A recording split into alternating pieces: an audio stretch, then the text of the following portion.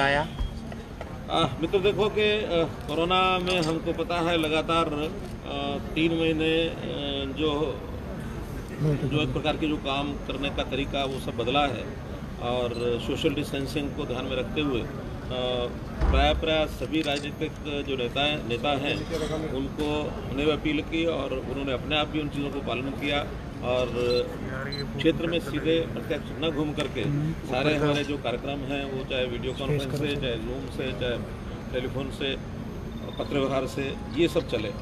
लेकिन अब थोड़ा थोड़ा जो कार्यक्रम है वो सबका बनने लग गया है। आज लॉकडाउन के ख़त्म होने के बाद जो अनलॉक पीरियड चल रहा है, इसमें कल एक दिन में आया था कमाल, आज मेरा दूसरा ये राउंड है। इस समय ये सोचा गया कि कुछ जो बहुत से समय से ग्रीवेंसेस लोगों की हैं पेंडिंग, उनका एक जनता दरबार लगाया जाए। सामान्यतया जो डिस्ट्रिक्ट ग्रीवेंसेस कमेटी होती हैं उसमें 15, 18, 20 इतनी ही ग्रीवेंसेस सुनी जाती हैं, लेकिन आज हमने एडमिनिस्ट्रेशन में डीसी महोदय को कहा था कि भी 100 ग्रीवेंसेस मैं ज़रूर सुनूंगा, चाहे कितना ही समय लगे।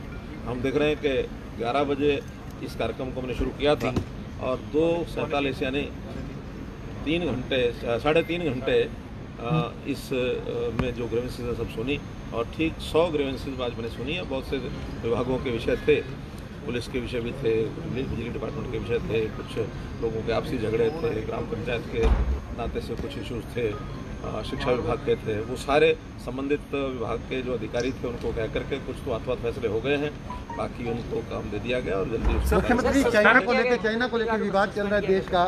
एक अधिकारी जो आज जिसको होना चाहिए था यहाँ पर, कौन सा विभाग था, डिस्ट्रिक्ट एम्प्लॉयमेंट जो ऑफिसर है, क्योंकि एम्प्लॉयमेंट संबंधी बहुत सी ऐसी कंप्लेंट्स हमको मिलती हैं जिसका अथवा हमको जानकारी चाहिए होती है, वो यहाँ उपस्थित नहीं हुआ, होना चाहिए था।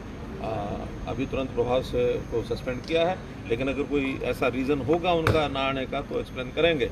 अगर ठीक लगेगा तो उनको बात कर देंगे और ठीक नहीं लगेगा तो सस्पेंड करेंगे। चाइना को लेकर एक बड़ा तनाव चल रहा है। हरियाणा सरकार ने क्या बिजली के ठेके रद्द किए हैं उनके, और एक चाइनीज मीटर लगे हुए हैं, LNT को इसका ऑर्डर दिया गया था, क्या वो भी रद्द किए जाएंगे?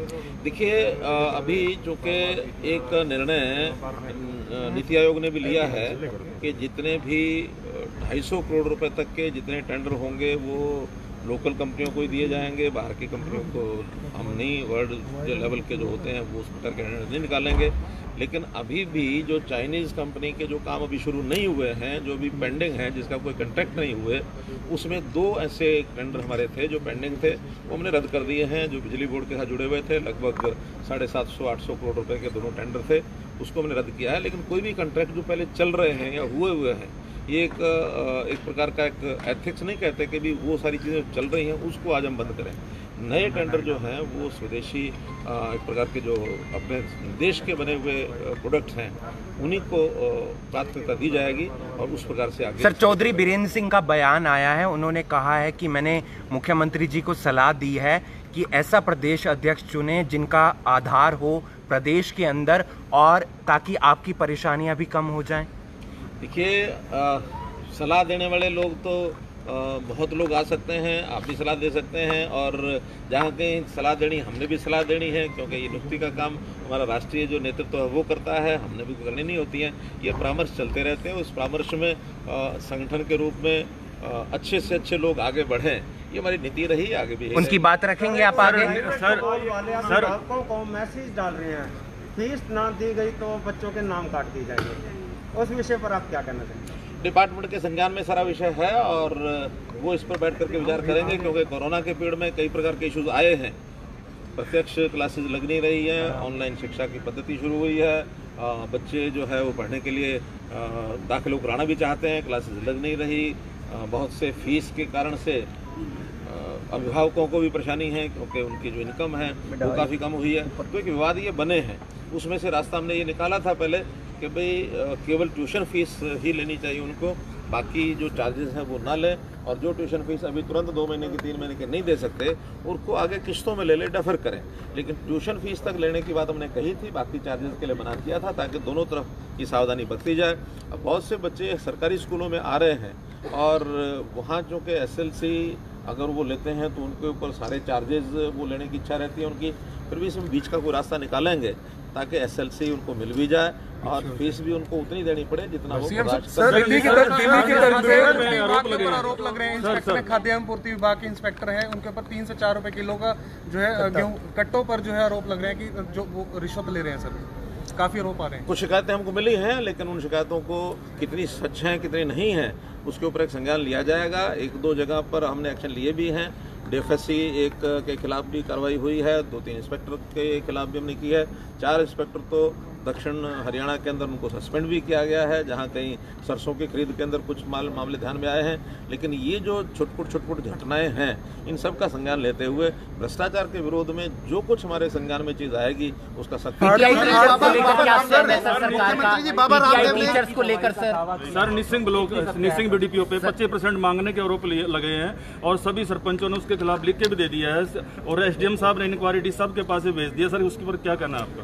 SDM साहब की इंक्वायरी मुख्यमंत्री जी इंक्वायरी करा रहे हैं और जो तथ्य पाए जाएंगे मुख्यमंत्री जी बाबा रामदेव ने कोरोना की दवा निकाली, क्या हरियाणा सरकार परमिट करने जा रही है? देखिए ऐसा कुछ नहीं है। ये सब जो हमारे ICMR की ओर से जितनी चीज़ें क्लियर होती हैं, जो वहाँ से डायरेक्शन मिलती हैं, उसी के हिसाब से कोरोना एक ऐसा विषय है जो हम अपनी ओर से कोई चीज़ डिसाइड नहीं कर सकते। आयुष मंत्रालय डबल सोच रहा है जी, पुनर्विचार कर रहा है, सुनने में आया जी। मेरा कहना कि भी आयुष मंत्रालय के विषय में नहीं है। आयुष मंत्रालय की भी कोई रिकमेंडेशन होगी तो पहले ICMR में जाएगी और ICMR जो निर्णय देंगे उसके हिसाब से टीचर्स का फैसला, ये सुप्रीम कोर्ट का फैसला है। भर्ती कांग्रेस सरकार के समय की है। 2012 कांग्रेस के समय में ही हाई कोर्ट ने इस भर्ती के खिलाफ डिसीजन दे दिया था। बाद में ये चलते चलते सुप्रीम कोर्ट में गया है। हमने तो 5-5.5 साल में जब तक सुप्रीम कोर्ट में विषय था कोई इसके ऊपर संज्ञान नहीं लिया। अब सुप्रीम कोर्ट ने चूंकि एक पद्धति तय कर दी कि इनको ये यानी नौकरी में नहीं है, इनकी नौकरी को रद्द कर दिया, तो इसकी नई भर्ती उसमें प्रोसीजर दे दिया उन्होंने कि इन्हीं लोगों को बुला करके एग्जाम लिया जाए, उन्हीं का इंटरव्यू लिया जाए और जो योग्यता के आधार के ऊपर जो लोग काबिल हैं उनको नौकरी दी जाए, उससे बाहर। सर हरियाणा रोडवेज की बसेस कब तक शुरू हो जाएगी सोशल डिस्टेंसिंग के माध्यम से? क्योंकि 2 महीने से लगातार जो टूरिस्ट बस हैं, प्राइवेट बसेज हैं, वो लगातार जो है RTO विभाग के साथ मिलीभगत की बसेस चला रहे हैं और 3-3 हज़ार रुपये किराया उन प्रवासी मजदूरों से लिया जा रहा है जो खेतों में इस समय काम करने आ रहे हैं। बिल्कुल ऐसी कोई शिकायत हमारे सर हमने लगातार करनाल में इस तरह की खबरें दिखाई है, लेकिन कार्रवाई नहीं हुई। हम कार्रवाई करेंगे। ऐसी कोई शिकायत होगी तो ऐसा कोई विषय नहीं आएगा। जो इंटरनल ट्रैफिक जितना भी है वो सारा हमारी रोडवेज की बसों में जैसे जैसे डिमांड बढ़ेगी, जितने चल रही हैं उसमें और जरूरत आएगी तो और बढ़ाएंगे। बाहर जहां तक दूसरे प्रांतों में जाने वाले मजदूर थे, हमने ट्रेन्स के माध्यम से, बसेस के माध्यम से हमारी 100 ट्रेन्स, पूरी एग्जैक्ट 100 ट्रेन्स जो बिहार गई हैं, जो पूर्वी उत्तर प्रदेश गई हैं, मध्य प्रदेश गई हैं, सब प्रांतों में, एक बंगाल भी गई है, तो उस नाते से हमने उन लोगों को भेजा और 5600 ट्रिप हमारे रोडवेज के जो बसेज हैं उनके हमने लगवाए हैं। लगभग 3.5 लाख लोगों को हमने योजना से भेजा है। इसलिए हमारी योजना में आज ऐसा कोई विषय नहीं है।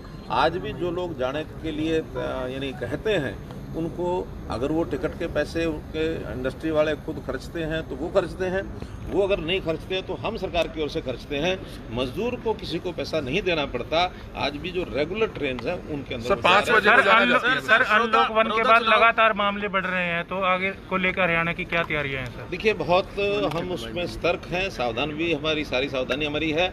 हर जगह पर हमारा जो हेल्थ डिपार्टमेंट है, मेडिकल एजुकेशन डिपार्टमेंट है, बाकी सब डिपार्टमेंट जो संबंधित हैं लगे हैं। थोड़ा कठिनाई हमको आ रही है दिल्ली के आसपास के जो ज़िले हैं, गुरुग्राम है, फरीदाबाद है, सोनीपत है, रोहतक है, झज्जर है, उन ज़िलों में केसेस कंपैरेटिवली ज़्यादा आ रहे हैं और उसमें भी जानकारियाँ ये मिल रही हैं कि वो सारे केसेस ऐसे हैं जिनके संबंध दिल्ली से ज़्यादा हैं। और कुछ लोग ऐसे भी हैं जो दिल्ली में अपना टेस्ट ना करा करके इन ज़िलों में आकर के कराते हैं, तो उनको भी कई बार ध्यान में नहीं आता, वो सारे यहीं दर्ज हो जाते हैं और वो संख्या हरियाणा में गिनी जाती है। जिनका हमको पता लग जाता है वो तो हम दिल्ली में ट्रांसफ़र करते हैं। बहुत लोगों का पता नहीं लगता, स्थानीय पता दे करके, एड्रेस दे करके यहाँ अपनी वो चेकिंग टेस्टिंग करा रहे हैं और ये केसेस फरीदाबाद और गुरुग्राम में तो बहुत मिल रहे हैं। इसलिए सारे केसेस हरियाणा के नहीं हैं, बल्कि उसमें दिल्ली के केसेस भी बहुत बड़ी मात्रा में आके करा रहे हैं। जो ये केजरीवाल का ये कहना था कि भी बाहर के लोग यहाँ के इलाज करा रहे हैं, वो एकदम गलत है। दिल्ली के लोग जिनको वहाँ जगह नहीं मिलती, जिनकी टेस्टिंग वहाँ नहीं होती, वो आसपास के स्थानों पर, हमारे करनाल में भी बहुत लोग दिल्ली के आए हैं। कितने?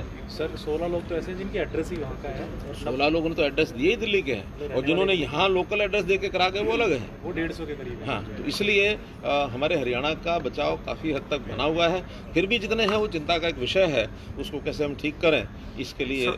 आज भी एक डेथ हुई है कोरोना से, आज भी एक डेथ हुई है, चौथी डेथ हुई है करनाल में। हाँ, तो बहुत अफसोस है। डेथ्स भी जो हो रही हैं उसमें कोरोना एक कारण है, और कोरोना के अलावा जो अन्य उनके रोग होते हैं उसके कारण से भी होता है। लेकिन एक जैसे मैंने बताया MHA की गाइडलाइंस हैं कि अगर कोरोना और दूसरी बीमारियां हैं तो उसको काउंटिंग कोरोना में ही करते हैं, तो इसलिए वो किस कारण से उनकी डेथ हुई। लॉकडाउन में आपने बयान दिया था सर चंडीगढ़ से प्रेस कॉन्फ्रेंस करके कि किसी भी अनुबंध वाले कर्मचारी की किसी की भी नौकरी नहीं जाएगी, सबको पूरी सैलरी मिलेगी।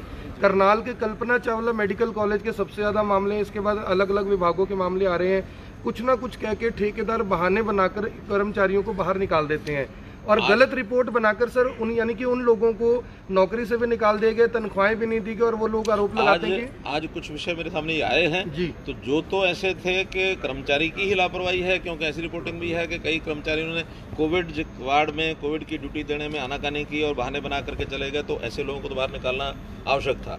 लेकिन जिन लोगों ने ऐसा काम नहीं किया और वो किन्हीं कारणों से अपने रीजनेबल जो बातें हैं उसके कारण से उनकी एब्सेंस रही है, तो आज भी हमने कहा कि उन ठेकेदारों को वापस उनको काम पर ले लेना चाहिए। उनकी अगले 1 महीने में क्या कोई कमेटी बनाकर जांच हो सकती है सर? नहीं, जांच तो वो सारा CMO और बाकी सब लोग ठेकेदार लगे हैं, उनकी सारी निगरानी वो कर रहे हैं। DC साहब को भी कहा है, एक केस तो उन्होंने पर्टिकुलर कहा कि 1 महीने के अंदर इसका आचरण देखो इस एम्प्लॉय का, अगर वो जो ड्यूटी बताई जाती है वही काम करना चाहिए।